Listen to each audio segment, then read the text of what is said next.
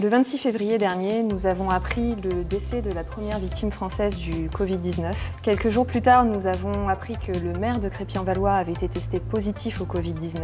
Et nous avons donc dû réagir rapidement en mettant en place une communication de crise.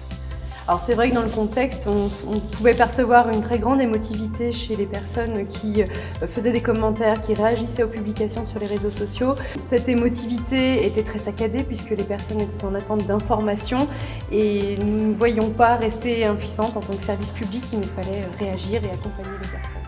C'est dans ce contexte que le hashtag Remède contre la morosité est né. Il s'agit de l'adjonction des différentes forces que sont le service culturel, la direction de la communication et l'office de tourisme du Pays de Valois.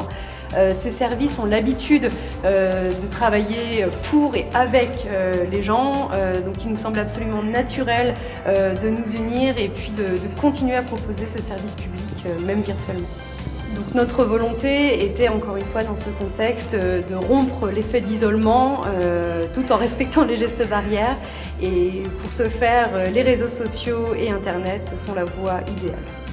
C'est avec surprise que nous avons assisté au fil des jours à la reprise du hashtag et du mouvement. Nous avons bénéficié d'un véritable effet de viralité sur les réseaux sociaux grâce au soutien de l'Observatoire Social Media des territoires. Des communes, des intercommunalités, des départements, des régions, aux quatre coins de la France, ont commencé à reprendre le hashtag pour égayer le quotidien des Français durant le confinement.